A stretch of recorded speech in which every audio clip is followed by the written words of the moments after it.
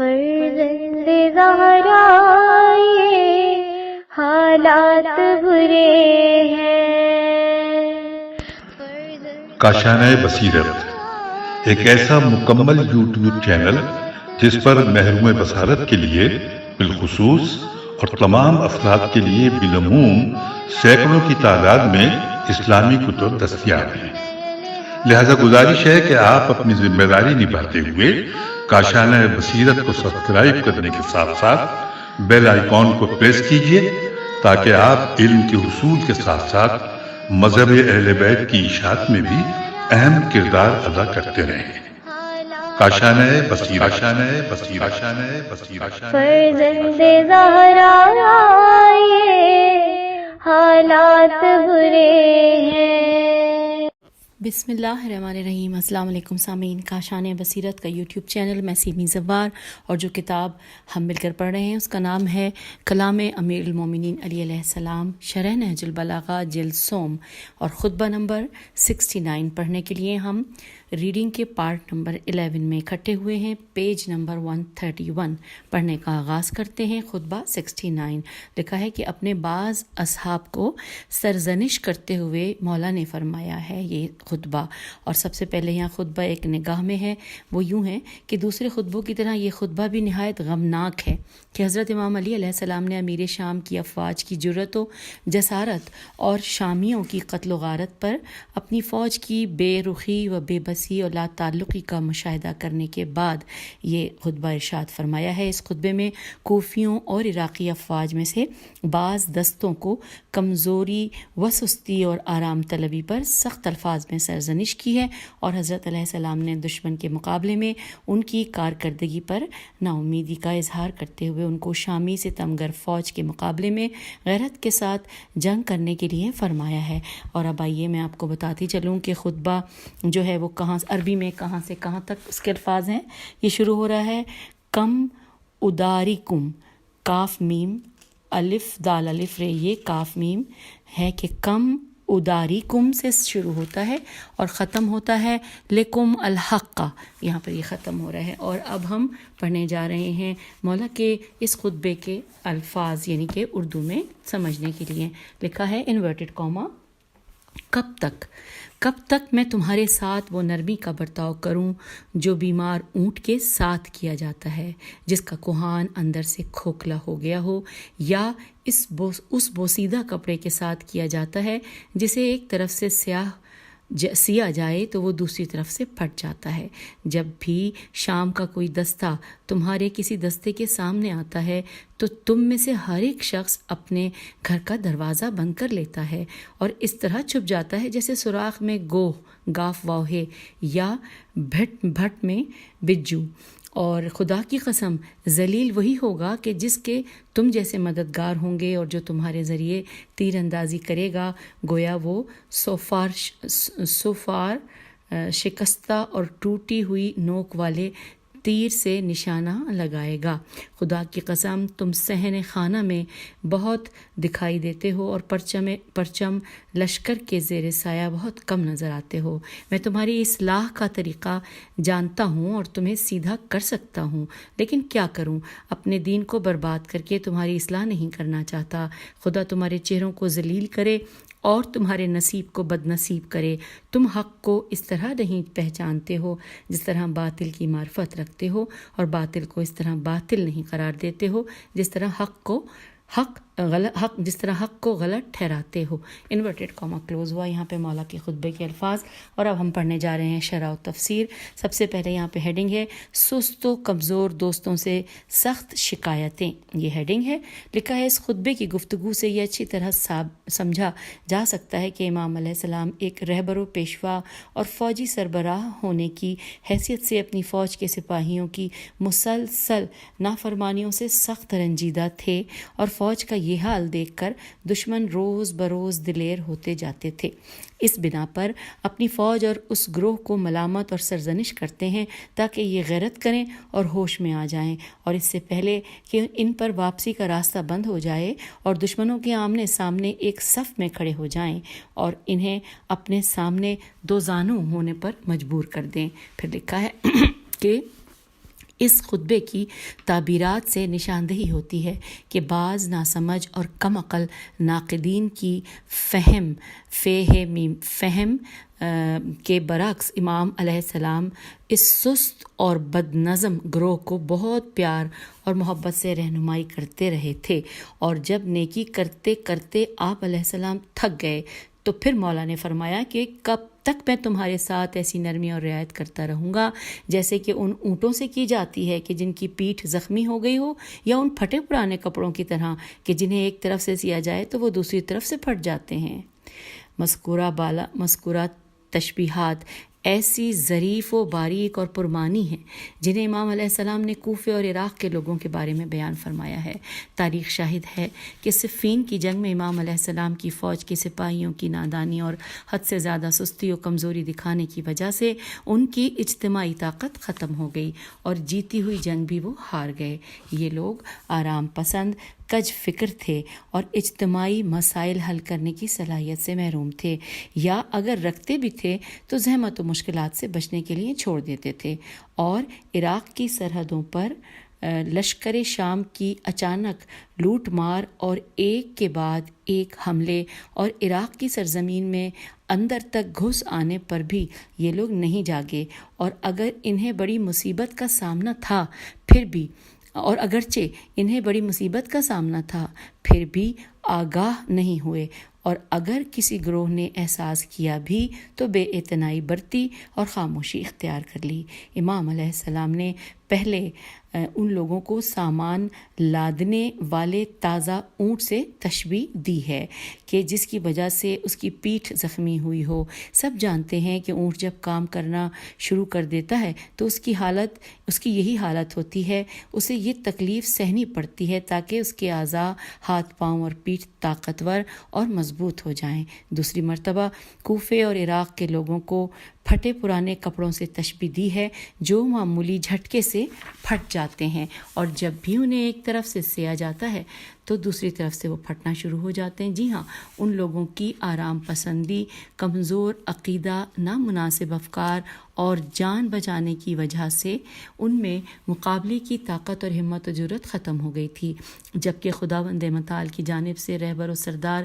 ایک طرف ان کی نظم و ضبط اور ترتیب کو مضبوطی عطا کرتا ہے تو دوسری طرف مشکلات کا حل تلاش کرنے میں ان کی مدد فرماتا ہے۔ اس شجاع اور تمام حالات سے آگاہ ترین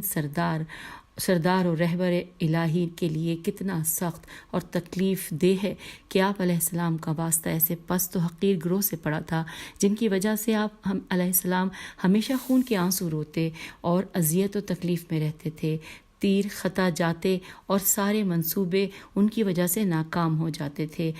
امام علی علیہ السلام کی مظلومیت کی ایک بڑی وجہ یہی گروہ تھے جن کی اخلاقی پستیوں، بے غیرتی و بے شرمی کے ہاتھوں آپ علیہ السلام دل گرفتہ تھے، اور پھر امام علیہ السلام ان کی کمزوری اور ناتوانی کی طرف اشارہ کرتے ہیں کہ شاید وہ ان بڑی بڑی غلطیوں پر نادم ہو کر اپنی اصلاح کی کوشش کریں۔ تو مولا فرماتے ہیں کہ جب بھی شامی فوج میں سے کوئی گروہ تمہارے نزدیک ہوتا ہے تو تم اپنے اوپر دروازہ بند کر دیتے ہو، یعنی کہ جنگ سے لا تعلقی کا اظہار کرتے ہو، جس طرح سانڈا اپنے بل میں بھاگ جاتا ہے یا بجو ڈائن کی طرح اپنے گھر میں چھپ جاتا ہے۔ انورٹڈ کاما یہاں پہ کلوز ہو گیا۔ اب لکھا ہے کہ سانڈا سین الف نون ڈال الف سے اس لیے تشبیہ دی ہے کہ سانڈا حیوانات میں بے وقوف مشہور ہے، یہاں تک کہ وہ کبھی کبھی اپنے بل کو بھی بھول جاتا ہے کہ کہاں پر ہے، اس لیے وہ نشانی کے طور پر ایک پتھر کے ساتھ اپنا بل بناتا ہے تاکہ گم نہ کر دے۔ اس کے علاوہ یہ حیوان بڑا بے رحم بھی ہوتا ہے، یہ اپنا جو بچہ تازہ پیدا ہوتا ہے یہ اسے خود ہی کھا جاتا ہے۔ اس طرح لگڑ بھگے سے تشبیہ بھی اس کی حماقت کی وجہ سے ہے۔ چھٹے خطبے کی شرح میں اس حیوان کی کچھ اور خصوصیات بھی بیان ہوئی ہیں۔ من جملہ یہ کہ یہ اچھی طرح جانتا ہے کہ میرا دشمن یہیں کہیں موجود ہے، لیکن شکاری کے کچھ گنگنانے پر اسے نیند آ جاتی ہے۔ احساس ہو جاتا ہے کہ جب آنکھ کھلتی ہے تو وہ اپنے آپ کو دشمن کے ہاتھوں میں اسیر دیکھتا ہے یا موت کے منہ میں۔ اس میں مقابلے کی ہمت بالکل ختم ہو جاتی ہے۔ امام علیہ السلام ان مثالوں کے ذریعے اس گروہ کی نافرمانی اور کمزوری کی اصل وجہ بتانا چاہتے ہیں۔ یہ بیماریاں وافر مقدار میں امام علیہ السلام کے ساتھیوں میں پائی جاتی تھیں، جس کی وجہ سے دشمن دلیر اور بے پرواہ ہوتے جا رہے تھے۔ جی ہاں، کوفہ و عراق کے لوگوں میں سب سے بڑی وجہ سستی، نافرمانی، بے چارگی اور اہم اجتماعی مسائل کے ساتھ غیر ذمہ داری کا برتاؤ تھا، ورنہ حضرت امام علی علیہ السلام جیسا رہبر اور پیشوا جس قوم کے پاس موجود ہو، اس قوم کے افراد آسانی کے ساتھ دشمن کو پیچھے دھکیل سکتے ہیں اور تمام اسلامی ممالک میں امن و امان قائم کر سکتے ہیں۔ پھر لکھا ہے کہ جنگ صفین میں رونما ہونے والے بہت سے واقعات امام علیہ السلام کی اس خطبے میں کی گئی گفتگو اور کلام کے عینی شاہد ہیں کہ کس طرح اہل کوفہ پے در پے حماقتوں اور بہترین مواقع کو ضائع کر دینے سے خود شدید مصائب میں گرفتار ہوئے اور اپنے امام و رہبر کو بھی مشکلات میں ڈال دیا اور بالآخر تمام اسلامی معاشرے کو خونخوار وحشیوں اور ظالموں کے حوالے کر دیا۔ اس کے بعد امام علیہ السلام ایک اور مثال کے ذریعے ان کی بے بسی بیان فرماتے ہیں انورٹڈ کاما میں کہ خدا کی قسم ہر وہ شخص ذلیل ہے کہ جس کے تم جیسے مددگار ہوں، اور ہر وہ شخص جس نے تمہارے ذریعے دشمن پر تیر برسائے وہ ان لوگوں کی طرح ہے کہ جس نے پھل کے بغیر تیر ہوا میں چھوڑا ہو۔ انورٹڈ کاما کلوز ہو گیا۔ لکھا ہے جی ہاں، لکڑی کا تیر اس کے پھل یعنی لوہے کی تیز نوک کے بغیر عام لکڑی ہے اور یہ کسی کو کوئی نقصان نہیں پہنچا سکتا۔ کوفے کے فوجی دستے بھی یہاں شاید یہی ظاہر کر رہے تھے، مگر لڑائی کے وقت اپنی پست حرکتوں کی وجہ سے وہ مقابلے کی ہمت ہی نہیں رکھتے تھے۔ یہاں ایک نقطہ جو بیان کرنا ضروری ہے، جیسا کہ خطبہ نمبر 29 کی شرح میں اشارہ ہوا کہ لکڑی کے جن تیروں کو لوگ پہلے زمانے میں جنگ کے میدان میں اور شکار کے وقت استعمال کرتے تھے، ان کی 3 قسمیں تھیں۔ نمبر 1، تیر کی ایک قسم جو عام طور پر درختوں سے حاصل کرتے تھے اور وہ پھل سے خالی ہوتا تھا۔ دوسرے نمبر پہ ہے تیر کی دوسری قسم کہ جس کے سرے پر لوہے کا ایک نوکیلا پھل چڑھا دیا جاتا تھا، اور اس کے بعد تیسرے نمبر پہ ہے کہ تیر کی تیسری قسم جو پیچھے کی طرف سے تھوڑا سا کاٹا جاتا ہے تاکہ کمان کے چلے پر رکھ کر تیر پھینکا جا سکے۔ جب چلے کو کھینچ کر تیر کو رہا کیا جاتا ہے تو لکڑی کا پھلدار تیر سیدھی اور بھرپور طاقت اور تیزی کے ساتھ نشانے کی طرف بڑھتا ہے۔ اس پر توجہ رکھنے سے کہ اس تیر کو کہتے ہیں جس کا یہاں پہ ایک ورڈ وق بھی لکھا ہے، الف پہ زبر ہے، واو پہ افوق ہے، واو پہ بھی زبر ہے۔ افوق اس تیر کو کہتے ہیں کہ جس کا نیچے کا حصہ کاٹا ہوا ہو، اور ناصل نون الف صاد لام، ناصل سے مراد وہ تیر ہے کہ جو پھل یا نوک سے خالی ہو۔ پس اس طرح مذکورہ جملے کے معنی یہ ہوں گے کہ تم لوگ اس تیر کی طرح ہو جس کے 2 اہم حصے بیکار ہوئے ہوں۔ پہلا یہ کہ اس تیر سے نشانہ لینا ممکن نہیں ہے، اور دوسرے یہ کہ اگر یہ تیر دشمن کے بدن پر لگے تب بھی کوئی اثر نہیں دکھائے گا۔ یہ اس تازیانے کی طرح ہے جس سے جسم محفوظ رہے۔ اور اس کے بعد اس نالائق گروہ کی پے در پے کمزور و ناتوانی اور ناکامیوں کی طرف مولا ارشاد فرماتے ہیں انورٹڈ کاما، خدا کی قسم تمہارا اجتماع شہر کی محفلوں مجلسوں کے لیے تو زیادہ بہتر ہے، لیکن لڑائی کے میدان میں اور جنگ کی طویل مدت کو برداشت کرنے کے لیے تمہاری تعداد بہت کم ہے۔ انورٹڈ کاما یہاں پر کلوز ہو گیا۔ پھر لکھا ہے کہ کیونکہ تم لوگوں نے آرام طلبی، عیاشی اور اپنی جان ہر طرح سے بچانے کی عادت ڈالی ہے، یہی تمہاری ذلت و خواری اور دشمن کی جرت و جسارت کا سبب بن گئی ہے۔ یقین رکھو اگر تمہاری یہی حالت باقی رہی تو بڑی مشکلات اور بدبختیاں تم لوگوں کو اپنی لپیٹ میں لے لیں گی، اور یہ کسی بھی نافرمان گروہ کی بدترین سزا ہے جو کہ جہاد سے منہ موڑے اور اپنے بچاؤ کی فکر میں لگا رہے۔ بات کو جاری رکھتے ہوئے امام علیہ السلام یہاں ایک اہم نقطے کی طرف اشارہ فرماتے ہیں، انورٹڈ کاما، کہ کون سی چیز تمہاری اصلاح یعنی ٹیڑھے پن کو ٹھیک کرنے کے لیے مناسب ہے، میں اچھی طرح جانتا ہوں، لیکن میں غلط طریقے سے تمہاری اصلاح کر کے اپنے آپ کو تباہ کرنا کبھی پسند نہیں کروں گا، انورٹڈ کاما کلوز۔ نہج البلاغہ کے شارحین نے اس جملے کی شرح میں 2 تفسیریں ذکر کی ہیں۔ ظاہراً دونوں میں کوئی اختلاف بھی نہیں ہے، ممکن ہے دونوں صحیح ہوں اور امام علیہ السلام کا کلام دونوں معانی کے ساتھ مطابقت رکھتا ہو۔ پہلی تفسیر میں بھی اس کام کو کہ جو امیر شام اور دوسرے خود غرض اور دنیا پرست حکمران کرتے ہیں انجام دے سکتا ہوں کہ قبائل کے سرداروں کو مسلمانوں کے بیت المال سے روپیہ دے کر اپنا حامی بنا لوں اور جس کو جتنا دل چاہے دے دوں، میں بھی اپنی حکومت کو مستحکم کرنے کے لیے یہ کام انجام دے سکتا ہوں، لیکن اس کام میں یقیناً بڑی سنگین ذمہ داری موجود ہے اور خداوند متعال کمزور و محروم لوگوں کا حق پیٹ پوجا کرنے والے دولت مندوں کو دینے پر کبھی راضی نہیں ہوگا۔ دوسری تفسیر میں بھی دوسرے خود غرض اور مفاد پرست حکام کی طرح پروگرام کے تحت کام انجام دے سکتا ہوں اور اس کو عملی جامہ پہنا سکتا ہوں کہ تلوار کے ذریعے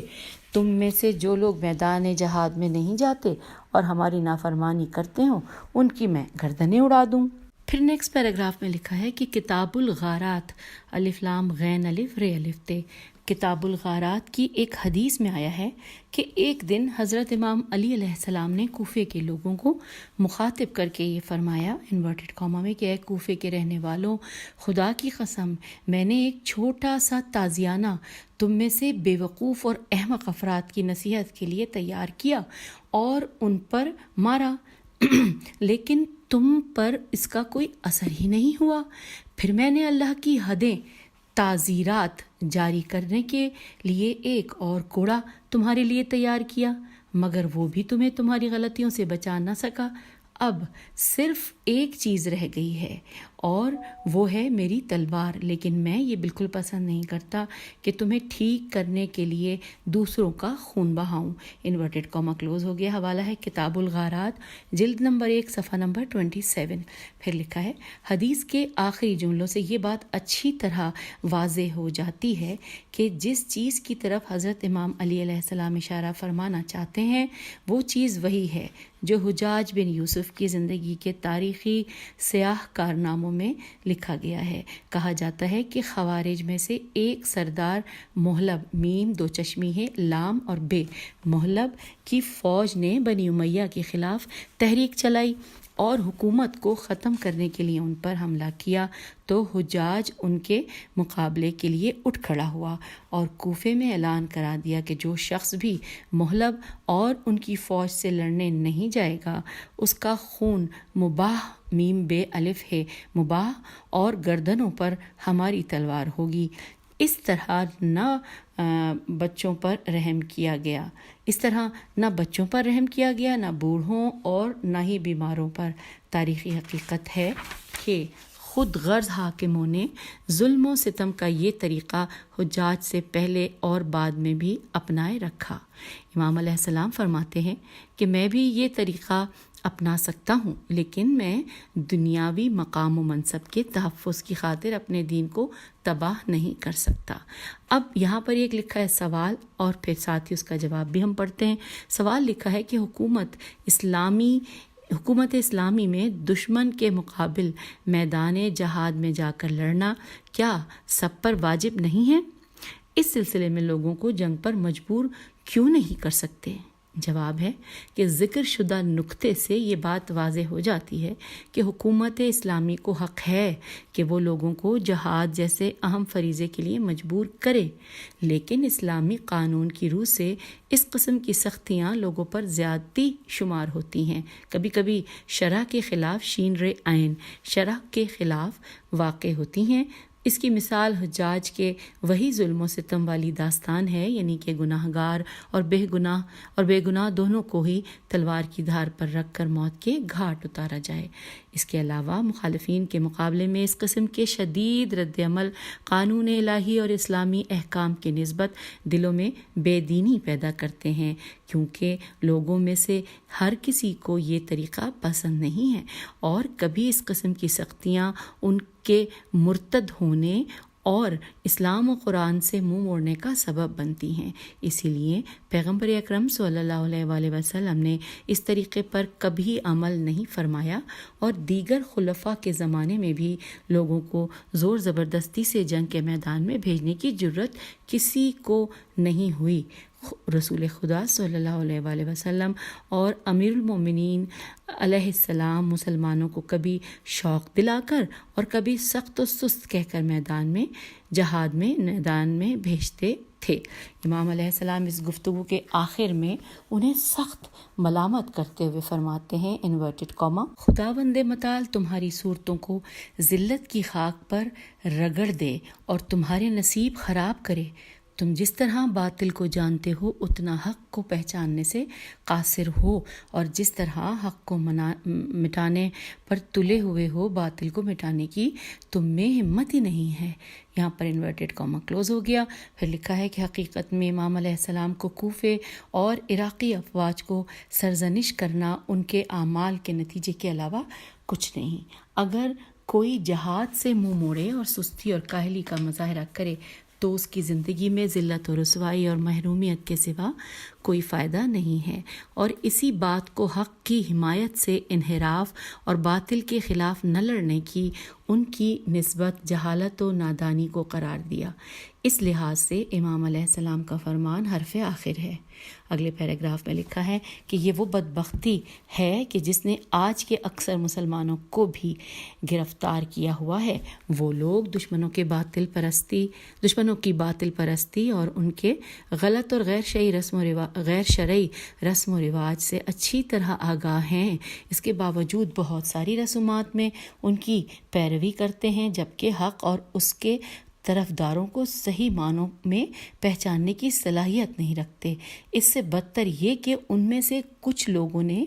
حق کے خلاف پروپیگنڈا کرنے کی کوشش بھی کی ہے، جبکہ یہی کوشش اور پروپیگنڈا وہ باطل کو مٹانے کے لیے بھی کر سکتے تھے۔ پس امام علیہ السلام کی سرزنش اور نفرین کا نشانہ قرار پائے۔ دشمنان اسلام نے ان کے چہروں پر ذلت کی خاک مل دی اور تمام فوائد اور برکات کو ان سے چھین لیا۔ اب سامعین یہاں پر ہم پڑھنے جا رہے ہیں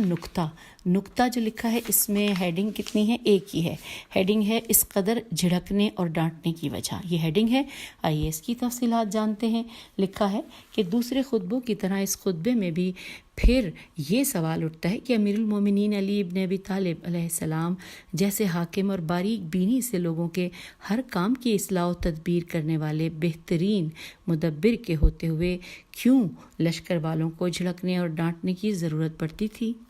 بالخصوص مالک اشتر رضی اللہ جیسے بہادر جن کے بارے میں بیان پہلے گزر چکا ہے، اس کے باوجود غم و غصے سے بھرے جملے تازیانوں کی دھمکی سے لشکر والوں کو ڈراتے ہوئے رسوا کرتے ہیں۔ کیوں؟ سوال کے جواب میں دو نقطوں پر توجہ کرنا ضروری ہے۔ پہلا نقطہ یہ کہ بعض افراد شوق دلانے پر تیار ہو جاتے ہیں اور بعض افراد ڈرانے اور دھمکانے سے حرکت میں آتے ہیں۔ ہر آدمی کے تیار ہو کر چلنے کا طریقہ ایک جیسا نہیں ہوتا ہے، اور یہاں پر کوفے اور عراق کے لوگ دوسرے گروہ میں شامل تھے، یعنی کہ ڈرائے دھمکائے بغیر حرکت نہیں کرتے تھے۔ مشہور کہاوت ہے کہ جب تک کہا نہ جائے ان کو غیرت نہیں آئے گی، یعنی کہ کوفہ و عراق والوں سے جب تک انہیں کی زبان میں بات نہ کی جائے وہ سمجھنے والے نہیں ہیں، اور امیر المومنین علیہ السلام ان کی اس روش سے آگاہ تھے، اس لیے کبھی اس سے فائدہ اٹھاتے ہوئے انہیں ڈراتے دھمکاتے تھے تاکہ آنے والے خطرات سے نمٹنے کے لیے تیار ہو جائیں اور دشمن کے سامنے چٹان کی طرح جم کر کھڑے ہو جائیں۔ دوسرا نقطہ یہ کہ امام علیہ السلام نے یہ گفتگو اس لیے فرمائی کہ تاریخ میں محفوظ ہو جائے تاکہ آئندہ نسلیں اپنے غلط فیصلوں سے بچی رہیں اور کوئی یہ نہ کہے کہ علی علیہ السلام وفادار دوستوں اور جان دینے والی فوج رکھنے کے باوجود جنگ میں امیر شام اور ان کے لشکریوں پر فتح حاصل کیوں نہیں کر سکے، اور ظالموں کے بے لگام اونٹ اور اسلامی مملکت سے کیوں نہیں بھگا سکے، تاکہ ظالم و بے رحم حکام کے ہاتھ اور ان کی بربریت اسلام کے دستورات تک نہ پہنچ سکتے۔ حقیقت میں امام علی علیہ السلام ان خطبوں کے ذریعے اپنی معصومیت و مظلومیت بیان فرماتے ہیں انورٹڈ کاما کے بدقسمتی سے میں ایسے لوگوں میں پھنسا ہوا تھا جو اپنی نادانی، ناشکری، غلط سوچ اور سستی سے حکمین اور اس طرح کے دیگر واقعات کا سبب بنے۔ ان لوگوں کی دینی غیرت مری ہوئی اور اسلام پر عمل رسمی اور اپنے رہبروں اور پیشواؤں کی نسبت اطاعت اور محبت و عقیدت کی مضبوطی بہت سست اور کمزور تھی، اور یہ لوگ سانڈے سین الف نون ڈال بڑی ہے سانڈے کی طرح گھروں میں دپک کر بیٹھ جاتے تھے اور بجو کی طرح اپنے گھر میں چھپ جاتے تھے۔ یہ مرد میدان نہیں بلکہ محافل مجالس کے تماش بین تھے، اور لکڑی کے ایسے تیر کی طرح تھے کہ جس پر نہ تو لوہے کا پھل تھا اور نہ اس کا نچلا حصہ کٹا ہوا تھا۔ اچھا، اب ہم نے یہ دوسرا نقطہ بھی یہاں مکمل ہوا۔ پھر لکھا ہے کہ حقیقت میں امام علیہ السلام 4 قسم کی تشبیہات کے ذریعے ان کی کمزوری کی اصل وجہ کی جانب ان کو متوجہ کرتے تھے۔ سب سے پہلے ایک جگہ انہیں تازہ اونٹوں سے مثال دیتے ہیں کہ اگر ان پر ہلکا سا بھی بوجھ ڈالا جائے تو ان کے کوہان زخمی ہو جاتے ہیں۔ نمبر 2، دوسری جگہ انہیں پھٹے پرانے کپڑوں سے مثال دیتے ہیں کہ اگر اس پھٹے پرانے کپڑے کو ایک طرف سے سیلیں تو دوسری طرف سے پھٹ جاتا ہے۔ یہ جملہ ان کا سخت حادثات سے مقابلہ کرنے کی طرف اشارہ ہے۔ یہی وجہ تھی کہ جیسے ہی خطرہ محسوس کرتے اور جلدی سے میدان سے جان بچا کر بھاگ جاتے وہ لوگ۔ اور پھر تیسرے میں لکھا ہے کہ تیسری جگہ انہیں سانڈوں کا مماثل قرار دیا ہے کہ جو اپنے نوزائیدہ بچے پر بھی رحم نہیں کرتا اور کھا جاتا ہے۔ چوتھی جگہ انہیں لگڑ بھگے کا مشابہ قرار دیا ہے کہ جو حیوانات میں نادانی اور بے وقوفی میں مشہور ہے۔ یہ شکاری کی سریلی آواز پر سو جاتا ہے اور بغیر کسی مقابلے یا مزاحمت کے اس کے ہاتھوں میں اسیر ہو جاتا ہے۔ حقیقت یہ ہے کہ رہبر اور پیشوا جس قدر آگاہ و تجربے کار اور شجاع ہو اور عقل و فہم رکھتا ہو، اگر وہ بے وقوف، ڈرپوک، کمزور اور ٹیڑھا چلنے والے پیروکاروں کے ہاتھوں گرفتار ہو، وہ کوئی کام انجام نہیں دے سکتا۔ انتہائی افسوس ہے کہ امیر المومنین علیہ السلام کی مبارک زندگی میں یہ مطالب دیکھنے کو ملتے ہیں۔ تاریخ میں امام علیہ السلام کی مظلومیت کے بارے میں بہت زیادہ لکھا گیا ہے، کیونکہ بے خبر افراد امام علیہ السلام کی ان تاریخی حقیقتوں کے تناظر میں نعوذ باللہ آپ علیہ السلام کی قیادت و رہبری پر کمزوری کی تہمتیں لگاتے تھے۔ تو سامعین، یوں ہم نے یہاں پر خطبہ 69 مکمل کر لیا، اس کے نکات بھی پڑھ لیے، شرح ساری تفسیر بھی جان لی ہے، اور اب میں آپ سے اس سے پہلے کہ اجازت چاہوں یہ بتاتی چلوں کہ خطبہ نمبر 70 ہم جب پڑھنے جائیں گے تو وہ کتاب کے صفحہ نمبر 143 پر پڑھیں گے۔ اور یہ بھی آپ سے گزارش ہے کہ جو کچھ ہم پڑھتے ہیں، یعنی کہ میں ریڈنگ کر رہی ہوتی ہوں اور پڑھتے میں مجھ سے کچھ الفاظ ایسے ہوتے ہوں گے کہ جن کی ادائیگی صحیح نہیں ہوتی ہوگی، تو آپ برائے مہربانی درگزر سے کام لیجئے۔ انسان ہوں، غلطی ہو جاتی ہے، اور بہت ساری چیزیں ایسی ہوتی ہیں جو ہر سب کو پتہ نہیں ہوتی، خاص طور پہ حالانکہ میں کہتی ہوں کہ اردو میں غلطی کرنا ہمارے لیے اچھا نہیں ہے۔ عربی میں اگر ہم کچھ غلطی کر دیں تو ٹھیک ہے، معافی ہے، لیکن ہم کیونکہ اہل زبان ہیں اور اردو سمجھتے ہیں، بولتے ہیں، پڑھتے ہیں، تو اس میں